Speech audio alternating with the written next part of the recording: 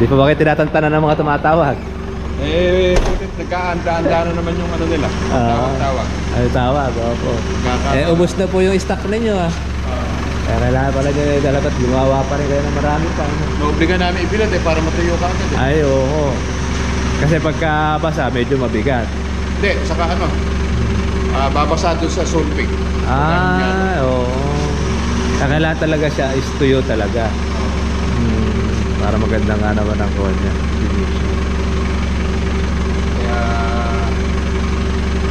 Sabay nasabay rin sa gawaan namin sa bukod. Kasi alaga na po ata ngayon ng palay. Sasabog na ako. Nasasabog na.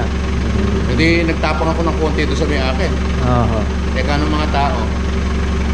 Ako raw ba alam nila nagpapatalim ako, ba't ata nagsabog ako. At panilumot yung lupa. Kasi meron ako dinagdag na itinapang ng mahapya. Para maglumot siya. Pero naglulumot din naman yung nato, hindi nga lang ganun kakapal. Hindi kagaya nung yung bago ninyo, kayo yung may talaga timpla na no? Di ba yung napapasiguro sa US, sa tuyo, di ba may lumot?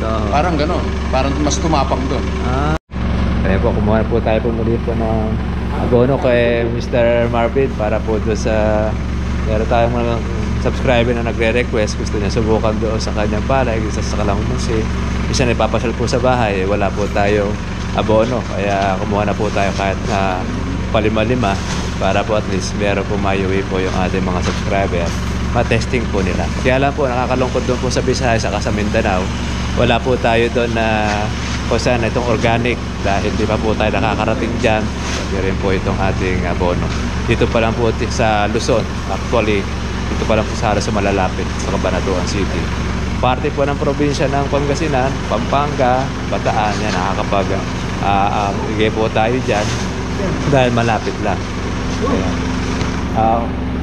Kamusta na po kayo, kuya? Kamusta na po? Di pa ba kayo tinatantanan ng mga tumatawag? Putit, nagkaanda-anda na naman yung nila. Tawag-tawag. Ay, tawag, opo. Ubos na po yung stock ninyo Kaya kailangan pala nyo dapat gumawa pa rin kayo ng marami pa.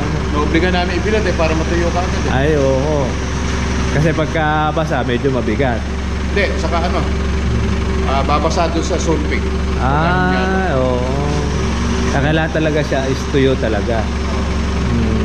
Para maganda nga naman ang kuha niya.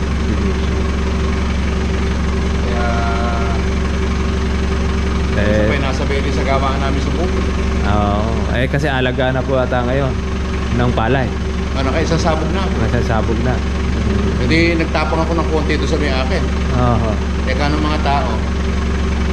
Ako raw ba alam nila nagpapatalim ako, ba't ata nagsabog ako. At panilumot yung lupa. Kasi meron ako dinagdag na itinapang ng mahapya. Para maglumot siya. Pero naglulumot din naman yung nato, hindi nga lang ganun kakapal. Hindi kagaya nung yung bago ninyo, kayo yung may talaga timpla na no? Di ba yung napapasiguro sa US, sa tuyo, di ba may lumot? Parang ganun. Parang mas tumapang doon. Maganda. Yun talagang pagkain ng palay. Hindi, saka yung lumot kasi lahat ng lupa rito, pwede ka mag-basketball. Kasi namuti. Dahil matigas yung mga lupa nila. Yung sa amin, yung pinakalumot niya, siya, pagka makapit.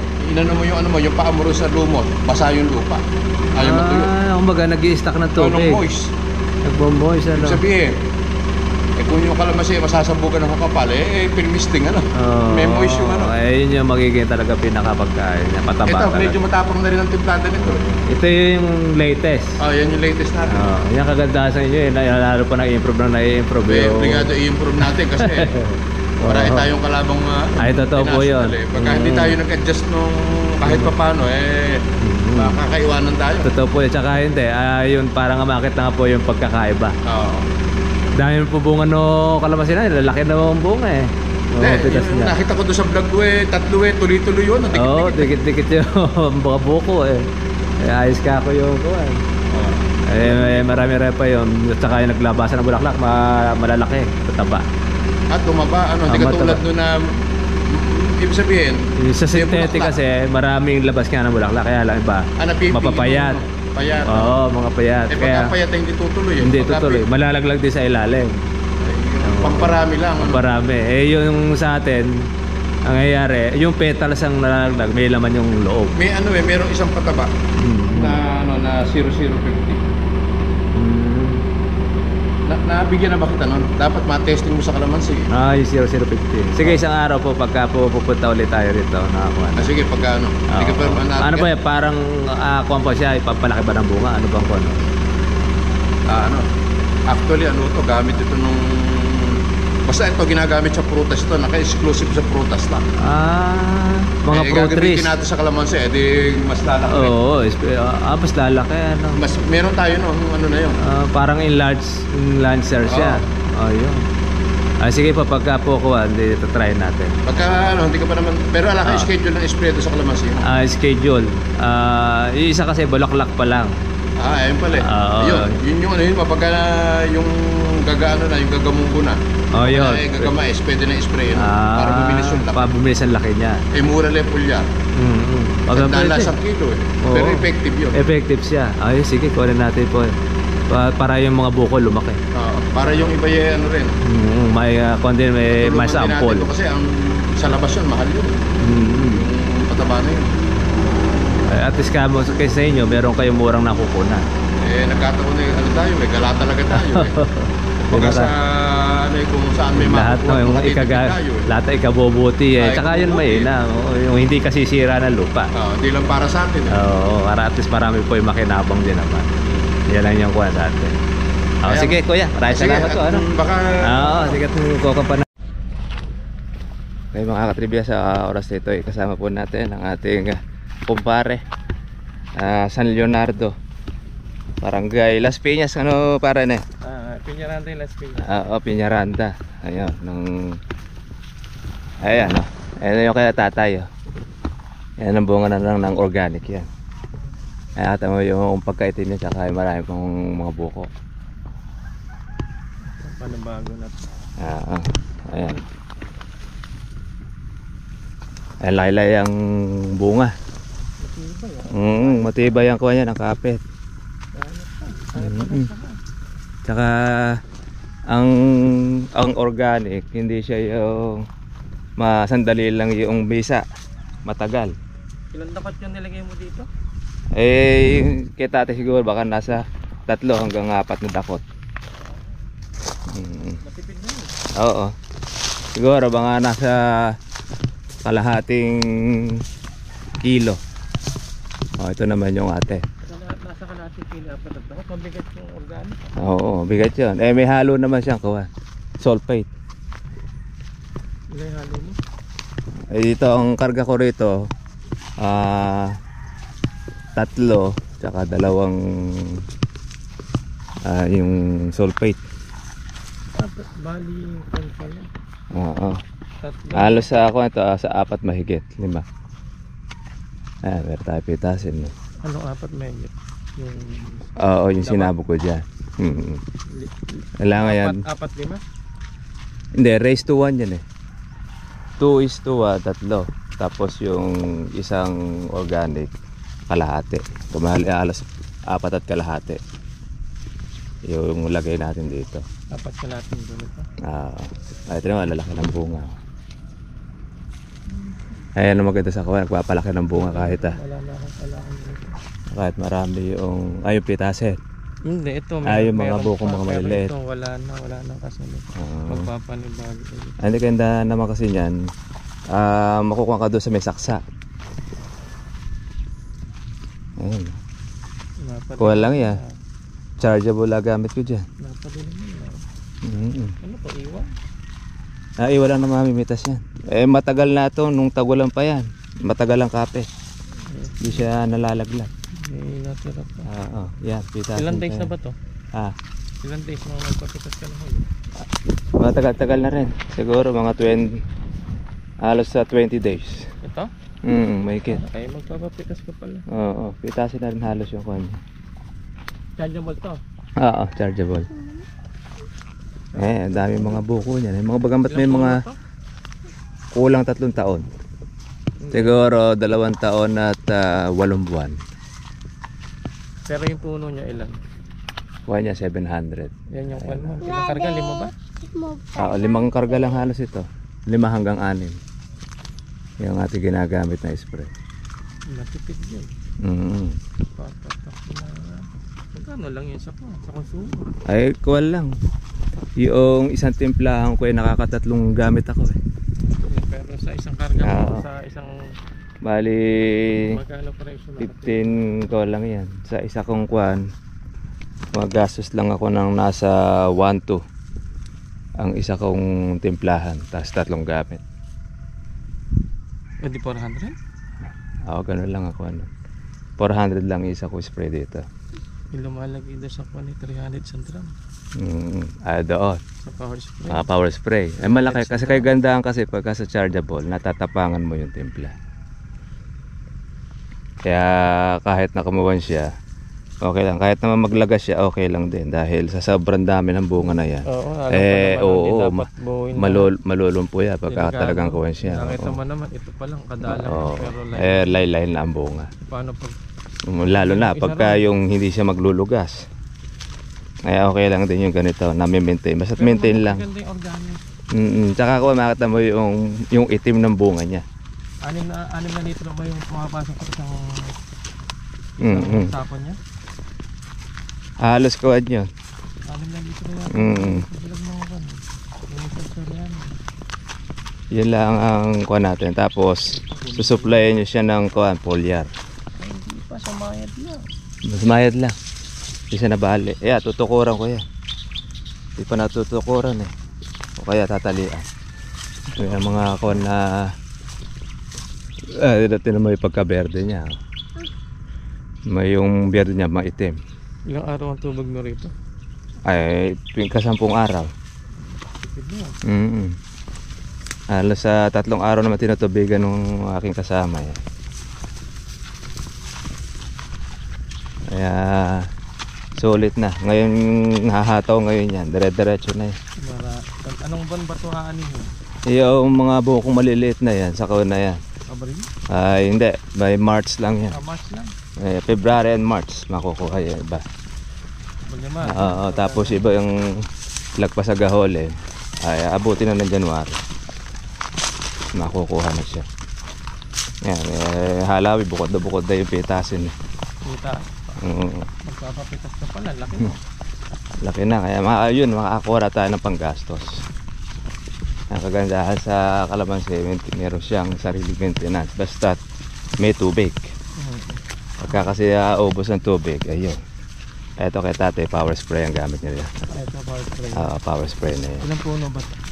Nasa 250 siguro. 250. Ilan ba yung nakukuha dito? Halos isang drum mahigit ang kuha niya rito. At kalahati siguro. Tipid na rin yun. Dahil di naman siya paliko pag mag-spray dyan. Sa akin yung 8 drum. Ilang puno.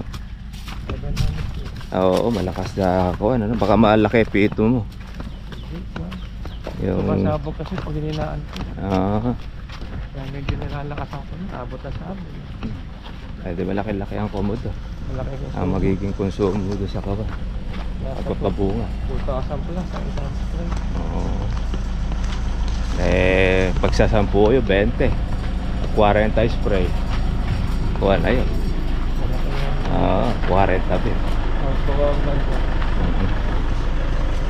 Musta na ang aking naanak? Ha? Musta na? Yan, ito yung aking naanak sa aking kumpare. Ano yun? Dalaling ko. Kasi yung pinupulot ko sa inyo, may bago nakabiling kalamansiyan doon. So, hindi naman siya natalo. Umubo siya ng kulang 40. Pero sobra-sobra yung binalik sa kanya. Sa kalamansi kasi, para karigalaga kasi ng baboy dyan. Ang kaibahan ng kalamansi, mas lamang ka kaysa baboy. Sa baboy kasi, pag nagkulang ka ng pagkain, at nabanso, at nabombahin ng pagkain, mayroon ng pagkain. Kasi basot na. So, sa kalamansi, ganun din. Pagka nagkulang ka rin ng pagkain sa kalamansi, at nabanso, pag binamba mo ng binamba, sisipa siya. Hindi katulad na ng sultado yung Regular na okay yung alaga mo. Na halimbawa, yung hindi ka masyadong open sa paggasto sa kanya, Halimbawa yung mamumungay kalamansi mo ng 10. Baka ang makuha mo yung mga 6 lang, gano'n, 7. Pero kung okay yung alaga mo, bibigay mo talagang gusto niya, baka sa 10 na yun, humigit pa. Sa maliit ako lang. Ang maganda na sa kalamansi, kahit pampasot siya, pwede pa siyang bumunas pag nalagaan mo ng maayos. Hindi katulad ng baboy. Yung baboy, permis na lang yun. Sa kalamansi, pag inarusa mo ng alaga, kahit pa paano, bibigay pa siya. Bibigay pa siya. Bukod pa ron, yung kasunod niya, yun ang bobomba. Kasi matanda na yung puno. Oo, yun ang bobomba, yung kasunod niya. Kaya madaling makabawi sa kalamansi, kumpara mo sa baboy. Pinakainam ang alaga dyan. Tsaka naikakalendar mo yung kalamansi. Dahil kada tubig mo yan, lalabas ulit ng panibagong bulaklak. Pero napansin ko talaga, pag matanda yung puno, hindi kayang pamungahin ng pabulaklakin ng tagulan. Yan. Bumubulaklak din siya sa tagulan. Hindi yun lang mapapansin. Hindi mo lang mapapansin, makita mo buko na lang. Hindi mo makita mamumuti na katulad ng tagaran. Hindi, meron akong kinuhan eh. Meron akong pero dito sa amin, pag tagulan, hindi namin inaalagaan yung kalamansi na, magugulat kami, maraming bunga. Kunyari lebote. Kaya ang ginagawa namin, pag tagulan, kung maaari lang, huwag siyang mamunga. Dahil para maiwas siya sa dagsa talaga. Ay makapal pa rin yung saka sa mura. Oo. Yun yan, gusto nga namin maiwas daw. Makapal pa rin ang bunga kahit na iiwas mo. Kaya pag tagulan, hindi kami nag-aalaga Paano talaga. nga kasi malusog pa yung kalamansi, kaya mamumulaklak pa. Tsaka panahon nila. Yung talaga, di mo pipigil talaga bunga. Kahit nasa paso, namumunga pag gano'ng panahon. Kahit marami talagang bunga, lalabas Doon pa kami rin. sira. Kung paano namin kontrolin siya sa pagbibigay ng bunga pag tagulan. Tatapatan ko din muna. Kaya delay ako sa pagpapawan eh. Pagpapabulaklak eh. Kaya kumisa, ang ginagawa namin, para kakunti lumabas sa tagulan, bago pumasok yung tagulan, pinipilit namin maraming bunga yung kalamansi. Para wala nang gano'ng labasan. Pumasok yung tagulan, may mumumunga magkakunti na lang.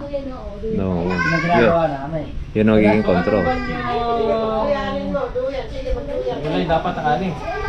Yun, yung ano ka ng mga July. August. Kailan August, naninimot ka na lang, no? So July, June, May, Marso. Ayun, gano'n. Marso ang simula ng alaga. Dahil kasi mamulaklak yun, 4 na buwan mula sa bulaklak. Di Marso, dapat mapabulaklak mo na marami. Sa June aanihin mo, July. July. Kumbaga, yung August halos wala na. Oo, ngayon, di pag nakuha mo na yung marami na yun, medyo may presyo pa yun eh. Di pa bumaba sa 700 yun. Wala, Mayo na yung abot ako ngayon. Sa Pumayo. Ay, pero kung na yan, baka yan pa lumusot. Oo. Yung Mayo. Oo. Kasi si Kuya Ashley, ngayon pa lang nagpabulaklak. Kaya kung January pa ako magkukuhan. Oo, yun nga. Kaya sakto nga yung Mayo mo na yan. Yun nga yun. Kasi yung kay Kuya Ashley, aabotan din na Pero saksa. maganda target, March at April. Noong nakaraang taon. Yan kasi kalaliman ng Tagara. Natapatan ko yung Marso. Yan ang pangkaraniwan lusot na kalamansi. Sila walang bunga sa akin, marami. Oo. Ngayon, delay ako. Di ba yung bumagyo na, sabi ko sa'yo, November ang target ko. Nabagyo lang ako. Kaya sira no. Pagka umani ka ng Mayo, huli mo yung dagsa sa susunod na bunga ng kalamansi. Maabutan ko kaya lang. Naabutan mo na yan. Sa bagay, kasi July ako kakana. Sa July ako babanat eh. So, ibig sabihin, Mayo kong kukunin, maubos na ng June. So ngayon, July, pwede na. Abutan ko ngayon yung November. Yun ang natarget mo. November Pang talaga November, natin to eh. permis lagi ang harvest. Pero sa darating, malamang ang sumiyang pang presyo ng kalamansi. December naman. Kasi, Kasi nga, yun ang... Kasi nagpapalit yung dalawa na yan. Yung nakaraan na yung December ang mataas eh. November ang mababa eh. tatargetin nila. December ang mababa, November ang mataas. Nagsasalis yung 2 buwan na yun. Kaya hindi rin parehas. So, ibig sabihin, dapat December ang targeting. Kailangan target mo sa darating, December. August ako na. Pag gano'n. Ay, September pala. September ang Dahil sabi. natapat ako. Ay, hindi. Sakto lang ang August. August, September, October. Kasi, tumapat ako ngayon ng buwan. Kaya alam, may silay-silay ka na pagka December sa August. September ang tira ro. Mga Agis. September, sa buwan din na yun, lulusot yung bulaklak na yun. Hindi, sa akin yung September to, binanatan ko ngayon eh. Ngayon, yung ani ko eh... Katapusan ng December sa kanat ng January. Marami naman yun. Depende nga lang din sa pag-aalaga. Sa pag-aalaga din eh. Kasi- Kung wala supply, lalong disgrasya. Tipid na kasi sa spray yun dahil bunga pa halos ng panagulan Ayun, yun ang maganda nga. At least, Naalagaan. makatipid ka ng isang buwan o 2 buwan na hindi ka mag-spray. mag-spray. O kahit madalang. At least, yung safe na yung bunga mo pagka May nabutan asa ka na ka ng na. tag-araw. Oo. Pagtigil na pala nun, medyo safe na. Ngayon, talaga pag di mo in-spray kalamansi mo, sisira bunga ngayon. Oo. Dahil malamig, yan ang gusto ng insekto. Kasi nakalaban natin siya ngayon, pagka ganito mga panahon. Kaya ngayon medyo mahirapang magpalusot ng bunga niyan Kaya nagmamahal ang March saka April. Kaya sinasabi ko nga rin sa mga magkakalamansi, sisipagan lang ninyo spray. Kasi yung hayop na kalaban natin, hindi naman natin napapatay. Dahil kung napapatay ka kuya, lipol na yan. Dahil lahat tayo may kalamansi, nagbobomba. Bakit ka ako pag di ka nagbobomba, na-delay ka lang nasisira yung kalamansi mo. Ibig sabihin, lumilipat lang sa kabila. Lumilipat yun Oo. May pakpak Kaya, ang gagawin lang natin, tataboy lang natin. Magaling pa yung Pilipino pagka nahuli tapos nag-spray ka, nasa taas sila Oo. Malalaan mo, pag ang gamit mong pang-spray na itatabi yung mga lumilipad. Nakita mo yung timpapalos na ulisa-ulisa. Yun naman ang kumakain naman. Basta bawat umangat nun, pupulutin nila. Grabe nga yung kagaling. Nakakatulong din yung ibon na yan, yung tipapalis. Kaya lang, di lang niya napupuro lahat. Oo. Lalo yung mga nasa ilalim lang, yung lalaglag. Oo. Dapat ka ako mag-aalis na ako ng manok. Nakikita ko naman yung uod nasa baba. Kaya sabi ko okay lang din may alagang manok. Para yung mga uod. Kaya lang din maganda ang manok. Kung namiminsala sa mga magugulay ng kapitbahay, no? Yung manuno ka na siya. Mapipinsalahan, okay rin yung manok sa... Akin din yun na. Ayun lang. Yung kamatis. Yung nag-aalagaan nagreklamo sa akin. Tinutukay ka. Yung kamatis, sitaw, mais, tinitiran niya. Yung sita, wala sa ibaba. Ubus yun. Yung sili, labuyo. Yan, gusto-gusto ng manok yun. Gusto niya. Siguro madalang lang yung manok. Kasi nag-isandaan ako ng manok, naubos yung kan eh. Naubos ko na ngayon yung manok. Konting-konti na lang. Ilang peraso na lang. Siguro kahit mga 10 o 20. Yung mga pang-ulam-ulam. Pangpan lang. Pwede Kumbaga para yung uod sa ilalim. Kasi pag nagpapatubig ko, maahon yung uod eh. Nakakita mo eh. Tsaka yung mga kantitit na maliliit, nakita pinupulot nila yun. Yung kasusuhong. Oo. Yung susuhong na ko Yung niya. kinakain nila. Nakita mo, sinusundan yung tubig nyo. Kaya maganda yung dati nung maraming manok ako, aba, ilan yung nakabantay na manok ko habang nagpapatubig ako. Yun ang kasama ko, yung manok. Kaya malalaan mo kung saan ka nanonood mo, sa natatanong mo yung abis yung tubig mo. Natatanong mo kung saan na yung tubig mo. Dahil ando doon yung manok eh. Kasi ginagapangan ng tubig eh. Maganda rin pang-control ng mga uod yung manok. Ay, yung mga ano nga sa ilalim.